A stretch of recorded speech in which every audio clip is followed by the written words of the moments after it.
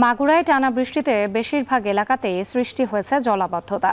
এতে বাড়ছে পানিবাহিত রোগে আক্রান্তের সংখ্যা। এ নিয়ে আরও জানাতে শহরের কলেজপাড়া থেকে যুক্ত হচ্ছেন সহকর্মী রূপক আইচ। রূপক, জলাবদ্ধতা নিরসনে পৌরসভার পক্ষ থেকে কি উদ্যোগ নেওয়া হয়েছে?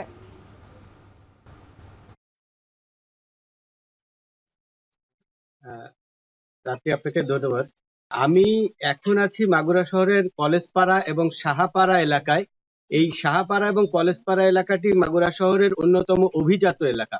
কিন্তু গত কয়েকদিনের বৃষ্টিপাতে আমরা যেটা দেখতে পেয়েছি যে এই এলাকার অধিকাংশ রাস্তাঘাট এমনকি অনেক বাড়িঘরও পানি উঠে গেছে এবং এই পানির স্থিতিটা অনেক দিন ধরেই এক নাগাড়ে আছে এবং যার ফলে কিন্তু মাগুরা শহরে এই জলাবদ্ধতাটা একটা স্থায়ী রূপ নিয়েছে এবং মাগুরা শহরের এই পৌরসভার যে ড্রেনেজ গুলো আছে, ড্রেনেজ গুলো অপর্যাপ্ত থাকার কারণে এবং ড্রেনেজ গুলো বন্ধ থাকার কারণে অনেক ক্ষেত্রে দেখা যাচ্ছে এই পানিটা দ্রুত নিষ্কাশন হতে পারছে না এবং নিষ্কাশন হতে না পারার কারণেই কিন্তু এই জলাবদ্ধতাটা আরো প্রকট আকারে ধারণ করছে।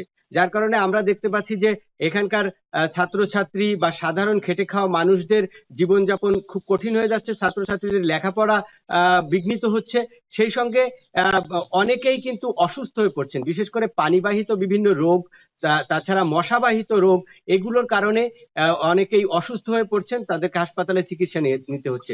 যেটি জিজ্ঞাসা করছিলেন যে পৌরসভা কি ব্যবস্থা নিয়েছে।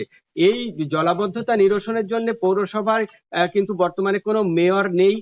যিনি দায়িত্বে আছেন তিনি দায়িত্বে আসার পরে পৌরসভার একটি বড় ড্রেনেজ ছিল, যেটি মূল ড্রেনেজটি, সেই ড্রেনটিকে সংস্কার করার কিছু চেষ্টা করেছেন, কিন্তু আমরা যেটি জানতে পেরেছি যে সেই সংস্কারের চেষ্টাটাও কিন্তু পর্যাপ্ত হচ্ছে না, কারণ সেখানে অনেক জায়গায় ড্রেনগুলো এমন ভাবেই বন্ধ হয়ে গেছে যে মানুষের সেখান থেকে পানি বের হতে পারছে না।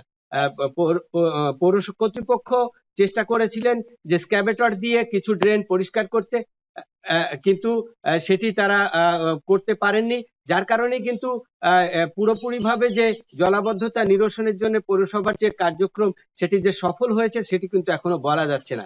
তো মাগুরা পৌরবাসীর দাবি যে মাগুরা পৌরসভার এই ড্রেনেজ ব্যবস্থাকে ঢেলে সাজিয়ে একটি মাস্টার প্ল্যানের আওতায় এনে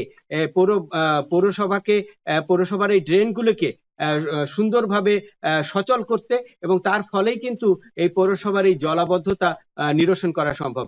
এই ছিল মাগুরার কলেজপাড়া থেকে আমার কাছে জলাবদ্ধতা নিয়ে সর্বশেষ। মাগুরার জলাবদ্ধতার খবর জানাচ্ছিলেন সহকর্মী রূপক আইচ।